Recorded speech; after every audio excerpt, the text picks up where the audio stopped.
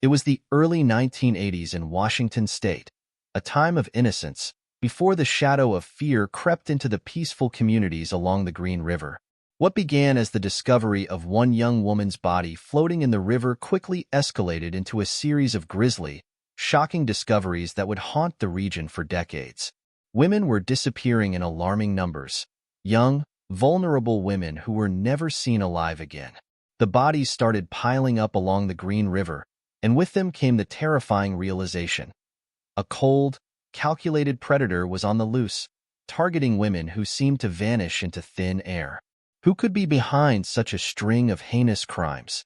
As the years passed, one name would become synonymous with terror: Gary Ridgway. He would later become known as the Green River Killer, one of the most prolific serial killers in American history.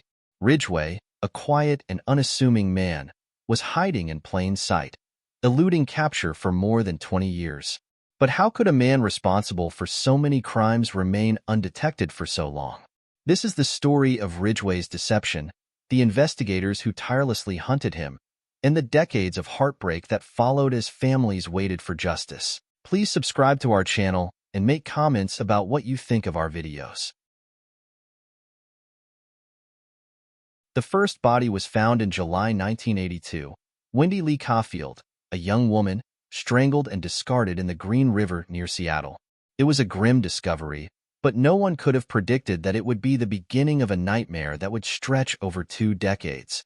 Within weeks, more bodies surfaced, scattered along the riverbanks in remote, wooded areas. All were young women with striking similarities. Most were sex workers or runaways, and all had met a violent end. Law enforcement quickly realized they were dealing with something far bigger than a random crime. They were facing a serial killer, a man who preyed on society's most vulnerable. Panic began to set in as the media dubbed the perpetrator the Green River Killer. While police frantically searched for leads, the killer's spree continued. The region was gripped with fear, as the mystery man seemingly hunted at will. In a cruel twist, many of the victims came from marginalized communities, people whose disappearances might have gone unnoticed. Ridgway exploited this, targeting women he thought society would ignore. His twisted logic allowed him to operate in the shadows for years, all while carrying out some of the most gruesome crimes in American history. As the investigation ramped up, authorities became desperate to track down the killer. The Green River Task Force was formed, and detectives scoured the streets, pursuing leads and interviewing potential suspects. Forensic experts were brought in, creating psychological profiles and combing through mountains of evidence. But despite their efforts, Ridgway, the predator hiding in plain sight, evaded capture time and time again. What made Ridgway so elusive was his ability to blend into the everyday fabric of life. A blue-collar worker at a truck painting company, Ridgway led what appeared to be a typical suburban life. He was a married man with a son, attended church regularly, and seemed like the last person anyone would suspect of such horrific crimes. Yet beneath this facade lay a man who harbored a dark obsession with control and violence. Ridgway used his unassuming nature to lure his victims. He would approach women offering them rides, appearing helpful or harmless. Once they were in his grasp, he showed no mercy. He often strangled them with his bare hands or used ligatures, and then discarded their bodies like trash in isolated locations. He returned to the scenes of his crimes to commit disturbing post-mortem acts. For nearly 20 years, this routine went uninterrupted. Ridgway led a double life that left investigators grasping for answers while families waited in anguish. With the investigation stalling in the mid-1980s, authorities turned to an unlikely source for help: Ted Bundy, one of the most notorious serial predators in American history. On death row in Florida, Bundy offered his insight into the Green River Killer's behavior.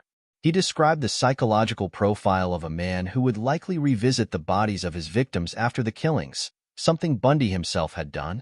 Bundy's insights, while chilling, offered investigators a new lens through which to view the case. However, even with Bundy's help, the trail went cold. Law enforcement was dealing with a ghost, a man who left few traces and covered his tracks with disturbing skill. Ridgway had perfected his method of blending in, deflecting suspicion, and continuing his horrifying spree. By the late 1980s, the body count had risen to more than 40 women, and yet the Green River Killer remained at large. His ability to evade detection for so long became legendary, leaving both investigators and the public in disbelief. In 2001, nearly 20 years after the first body was discovered, the case finally took a decisive turn. Advances in DNA technology allowed detectives to re-examine evidence that had previously been inconclusive. In a shocking breakthrough, DNA from a semen sample left on one of the victims matched Gary Ridgway's profile. It was the evidence detectives had been waiting for, irrefutable proof that Ridgway was the Green River Killer. The arrest was swift and Ridgway was brought into custody. It was a monumental moment in criminal history, the capture of a man responsible for one of the most extensive and terrifying crime sprees in the United States. Yet even in custody, Ridgway remained emotionless, as if the weight of his crimes had no impact on him. Under immense pressure, Ridgway confessed to killing more than 70 women. How much are you pulling on her neck? I'm pulling really hard on her neck. How? Just like this. What are you saying to her? Don't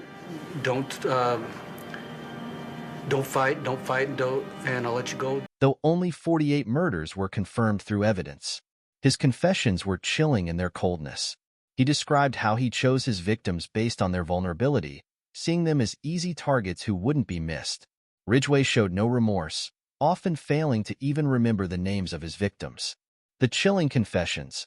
Ridgway's detailed confessions painted a horrifying picture of a man who had led a life steeped in violence and manipulation. He revealed that his motivations were rooted in a twisted desire to assert control over others. Ridgway saw his victims as disposable, and he would often return to the sites where he left their bodies, reliving the crimes. His lack of remorse stunned investigators.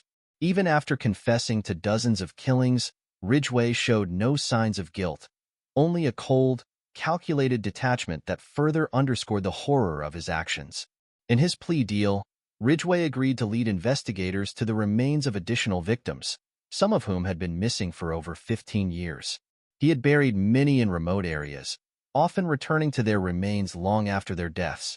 His ability to carry out such heinous crimes for so long, while maintaining an ordinary life, added a new layer of terror to his story. You are a loser, you're a coward, you are nobody, you're an animal. May God have mercy on your pathetic soul, because the rest of us who know the truth about you won't. Plead to the charge of aggravated murder in the first degree as charged in count 1. Guilty. Gary Ridgway was sentenced to life in prison without the possibility of parole in 2003. His capture brought an end to one of the longest manhunts in U.S. history, but the scars left behind by his reign of terror are permanent. For the families of the victims, the nightmare will never truly end. Ridgway's callousness, his ability to blend in, and the sheer scale of his crimes have left an indelible mark on the nation's consciousness. The Green River Killer case serves as a sobering reminder of how even the most unassuming individuals can harbor the darkest of secrets. Ridgway's reign of terror may have ended, but his story continues to haunt the families of his victims and those who lived in fear during the years he eluded justice. The tale of the Green River Killer is one of unimaginable horror and devastation. For more than 2 decades, Gary Ridgway preyed on vulnerable women, exploiting their trust and their circumstances. He lived a double life, hiding behind a veneer of normalcy while committing acts of unimaginable brutality. Ridgway's eventual capture and confession closed one of the darkest chapters in American crime history, but the pain and grief he caused will last forever. Though justice was served, the legacy of the Green River Killer remains a powerful, cautionary tale about the hidden dangers that can lurk beneath seemingly ordinary surfaces.